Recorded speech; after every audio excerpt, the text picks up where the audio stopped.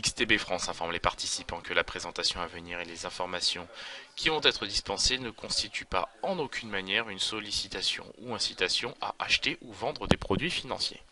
Nous attaquons tout de suite avec le calendrier économique de ce vendredi 10 août.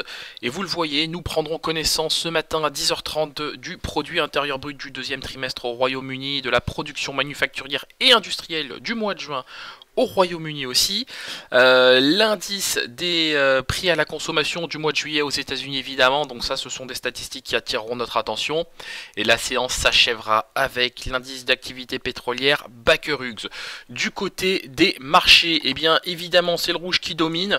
Le rouge qui domine alors pour plusieurs raisons, hein, aux premières desquelles la BCE qui s'inquiète de l'exposition des banques européennes à la Turquie. Vous le savez, la livre turque accuse ce matin un repli de 13,5% à 6 livres, quasiment à 6 livres pour un dollar.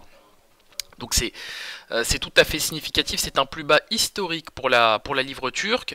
Le secteur bancaire européen pâtit lourdement de cette situation. Vous avez Société Générale, BNP, Crédit Agricole qui ont tous les trois ouvert en gap baissier.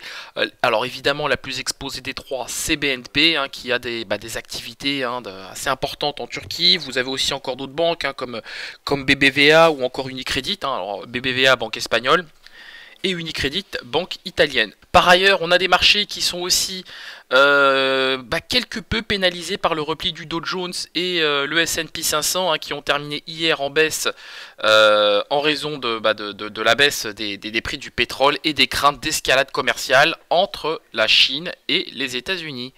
On attaque tout de suite avec l'analyse de la paire euro-dollar.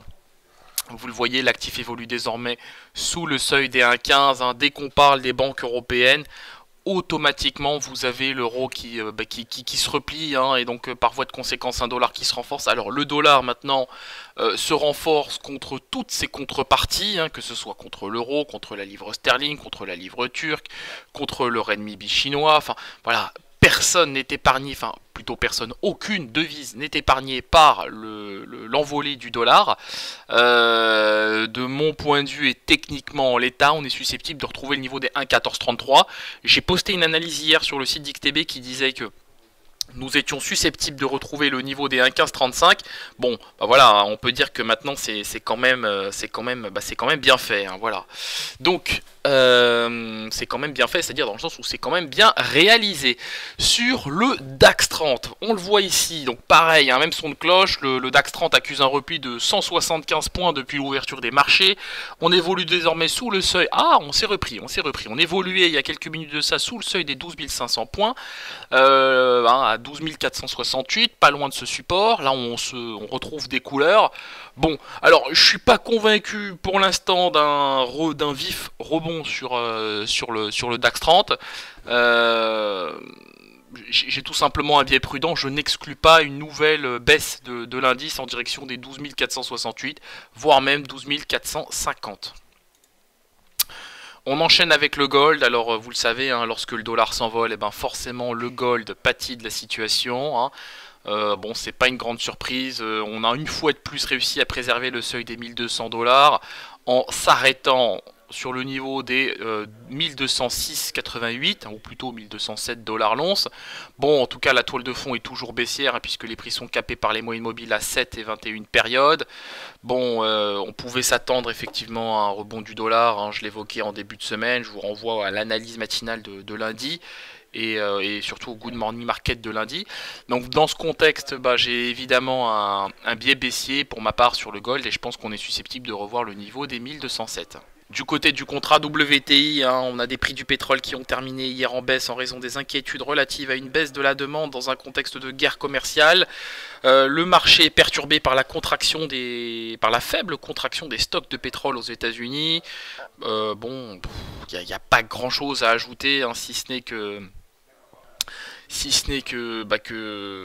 techniquement c'est baissier et qu'on est susceptible de retrouver à court terme le niveau des 65,8 dollars le baril.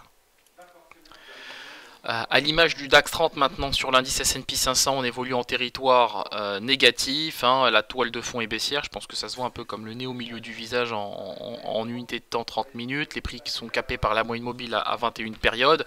On a réussi à préserver le seuil des 2840 points.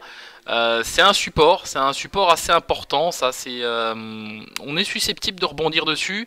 Maintenant, en cas de cassure, ce sera direction le niveau des 2830 et ensuite 2825.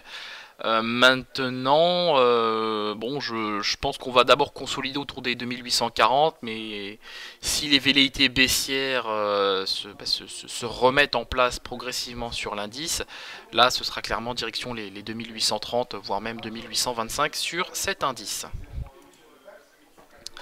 Nous terminons avec le Bitcoin et le Bitcoin qui a rebondi, hein, qui s'est quand même bien relevé des 6118 $ pour un Bitcoin pour retrouver le niveau des 6420.